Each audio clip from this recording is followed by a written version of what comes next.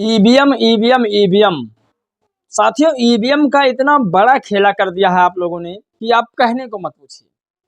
बहुत सारे लोग धरने पर बैठे हैं ईवीएम को लेकर के। बहुत सारे लोग भारत जोड़ो न्याय यात्रा निकाल रहे हैं। आखिर दिलीप मंडल ने ऐसा क्या लिख दिया कि ईवीएम को लेकर के कई लोगों को तकलीफ होने लगी। दिलीप मंडल, आखिर सच्चाई इतना क्यों आप लिख देते हो कि लोगों को तकलीफ होने लगती है। दिलीप मंडल ने ईवीएम का राज बता दिया। ईवीएम आखिर कौन लेकर आया था? क्या उस जमाने में इतना शातिर आप थे? आपको नहीं पता था कि ईवीएम किसी और के हाथ में भी जा सकती है? आपको लगता था कि ईवीएम अब सिर्फ हमारे पास ही रहेगी, अब हमारे बाद किसी की सरकार नहीं बनेगी, अब हम ही जो हैं वो हम ही हैं। आज कई विषय पर दिलीप मंडल ने ट्वीट करके लिखा, उसको हम जानेंगे। एक एक खबर आपको बताएंगे। ईवीएम भारत में कब आया इसके बारे में भी बताएंगे। ईवीएम को किसने लेकर आया इसके बारे में भी बताएंगे, क्योंकि ये बहुत रोचक कहानी है। ईवीएम लेकर आए और खुद उसमें फंस चुके कौन नेता हैं? चलिए आज की वीडियो में हम समझते हैं और जानते हैं। नमस्कार दोस्तों, मैं हूं पराग और आप देख रहे हैं देसी पीएसपी ब्लॉग। आखिर ईवीएम का मसला सॉल्व कब होगा? आखिर भैया, ईवीएम का मसला सॉल्व ही करना था तो ईवीएम लेकर क्यों आए भारत में? आपको पता है ईवीएम संसद के जरिए आया था और उसको संसद ही हटा सकता है। विषय है, सब पर बातचीत करेंगे, आपको समझाएंगे, आखिर एक एक मुद्दा बताएंगे। बड़ी बड़ी खबरें हैं, एक एक खबरें आपको बताएंगे। आज भारत जोड़ो न्याय यात्रा निकाली जा रही है। ईवीएम को लेकर धरना प्रदर्शन होता है, तमाम रैलियां होती है। सपा, बसपा, कांग्रेस, आरजेडी, जेडीयू, वो तमाम जो राजनीतिक पार्टियां हैं, बीजेपी को छोड़ करके व बीजेपी के गठबंधन पार्टी को छोड़ करके वो सभी लोग धरने पर बैठते हैं। लेकिन कुछ ईवीएम का भी खेला है और कुछ बीजेपी के शातिर दिमाग का भी खेला है। बीजेपी में आपको हर कास्ट के लोग मिल जाएंगे और हर एक पद पर मिल जाएंगे। यही वजह है कि बीजेपी कभी हारने का नाम नहीं ले रही है। जब से मोदी जी लोकसभा का चुनाव जीतकर प्रधानमंत्री बने हैं, तब से कुछ राजनीति बीजेपी में अलग हो गई है। अब आप लोग कहेंगे तारीफ कर रहा हूं बीजेपी की। नहीं, मैं तारीफ नहीं कर रहा, मैं उसके शातिर दिमाग की बड़ाई आपको बता रहा हूं कि कैसे वो काम करती हैं। ईवीएम का तो खेला है, आप लोगों ने लेकर आया ईवीएम तो उसका वो उपयोग कर रही हैं। जैसे कि राम मंदिर का ताला जो राजीव गांधी जी के द्वारा खुलवाया गया था, तो उसको बनवाने का काम नरेंद्र मोदी जी ने कर दिया। वो छोटा छोटा काम करते थे और ये बड़ा बड़ा काम करते हैं दोनों। आपको बताएंगे आखिर ईवीएम कौन लेकर आया था, बड़ा सवाल है। दिलीप मंडल जी ने इस पर ट्वीट करके वो सारी खबरें लिख दी ईवीएम के बारे में, जिसे बहुजन समाज सुनना चाहता है। ये खबर आपको टीवी पर नहीं मिलेगी, ये सोशल मीडिया पर लगातार वायरल हो रही है। ऐसे खबरों के लिए हमारे चैनल को भी आप लोग सब्सक्राइब जरूर कीजिएगा। और साथियों, आपको बताते हैं कि आखिर दिलीप मंडल ने क्या ट्वीट करके लिखा ईवीएम के बारे में। क्योंकि जब लाल कृष्ण आडवाणी जी 2019 में आंखों में आंसें भरकर कहते थे कि ईवीएम को हटा दिया जाए, ईवीएम बैन किया जाए, तब मनमोहन सर की सरकार जो थी वो ईवीएम हटाने का नाम नहीं ले रही थी। सोचिए, आप लोग कल्पना नहीं कर सकते। आखिर दिलीप मंडल ने इस पर क्या लिखा है, सुनिए आप लोग। ईवीएम को कांग्रेस की सरकार ने संसद में कानून बनाकर 1989 में लागू किया।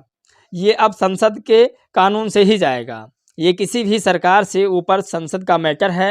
राजीव गांधी सरकार ने व्यवस्था की उतनी टाइट बना दी, सारी दुनिया कागज पर वोट डालकर चुनाव करती है।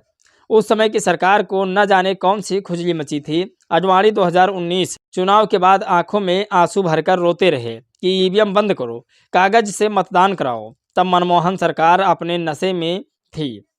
बहन जी ने भी मांग की ईवीएम हटाने की, पर मनमोहन सरकार ने उनकी भी अनदेखी कर दी। सरकार में आने के बाद कोई किसी की नहीं सुनता है। ईवीएम का जिन्न बोतल से बाहर आ गया है। जिस कांग्रेस ने इसे बोतल से निकाला वही छटपटा रही है, पर जिन्न है इतनी आसानी से नहीं जाएगा। निकालने से पहले सोचना था। सोचिए, ये जो ईवीएम का खेला है ये कांग्रेस के द्वारा ही लाया गया था।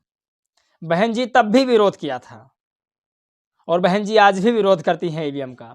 उस समय आडवाणी जी विरोध करते थे ईवीएम का, तब कांग्रेस सत्ता में थी और आज बीजेपी सत्ता में है और विरोध पूरा भारत कर रहा है।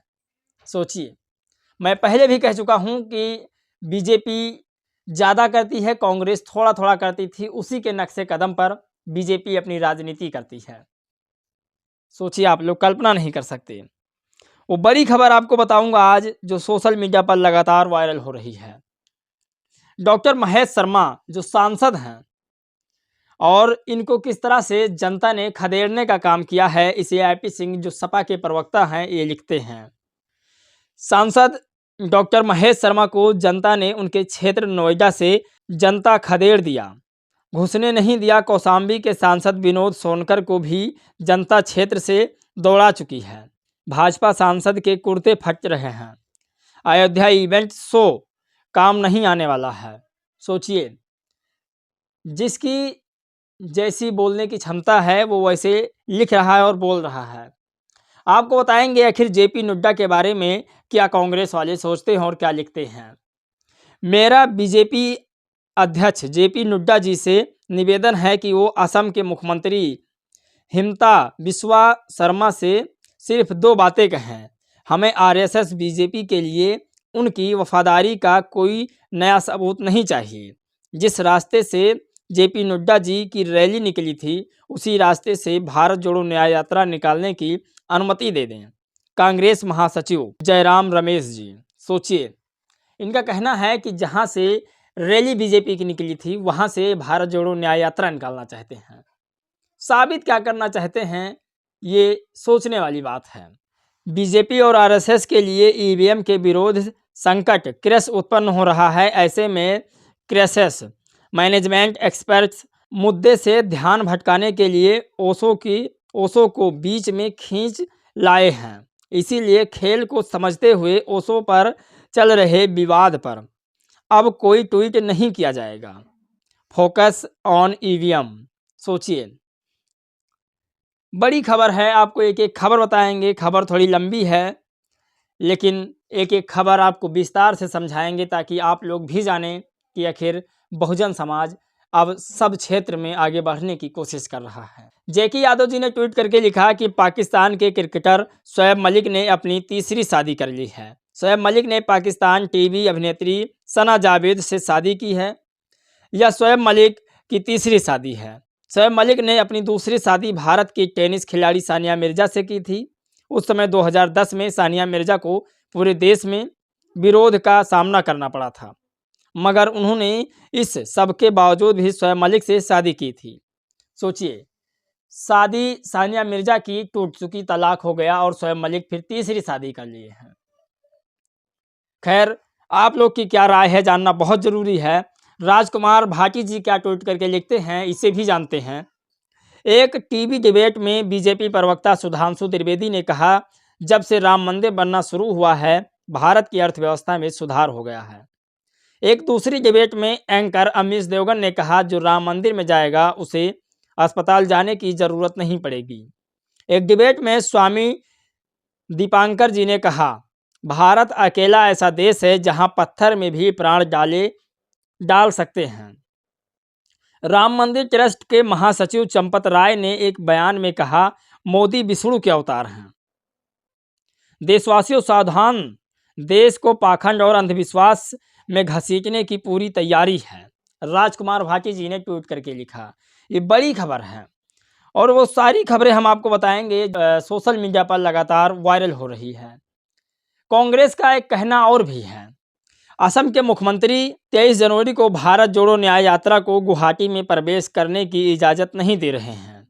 वहीं राहुल गांधी को गुवाहाटी प्रेस क्लब के आमंत्रण पर मीडिया से बातचीत करने की भी अनुमति नहीं दे रहे हैं। साफ है, असम में यात्रा को अब तक जिस तरह का ज़बरदस्त समर्थन और रिस्पांस मिला है उससे मुख्यमंत्री काफ़ी घबराए हुए और डरे हुए हैं, ऐसा जयराम जी का लिखना है, जो कांग्रेस के महासचिव हैं। आप लोग कल्पना नहीं कर सकते कि जिस ईवीएम को लेकर के आज लोग धरने पर बैठे हैं उस ईवीएम का कभी कांग्रेस वाहवाही कर रही थी और तब विपक्ष पूरा परेशान था, और आज पक्ष खुशी है और विपक्ष फिर परेशान है।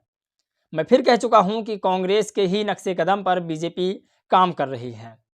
तो इसमें बीजेपी और कांग्रेस में आखिर अंतर क्या माने? बाकी आप लोग की क्या राय है, क्या प्रतिक्रिया है, ये जानना बेहद ज़रूरी है। इस वीडियो में बस इतना ही। मिलेंगे एक और नई वीडियो में एक नई खबर के साथ। तब तक के लिए जय भीम, नमो बुद्धाय।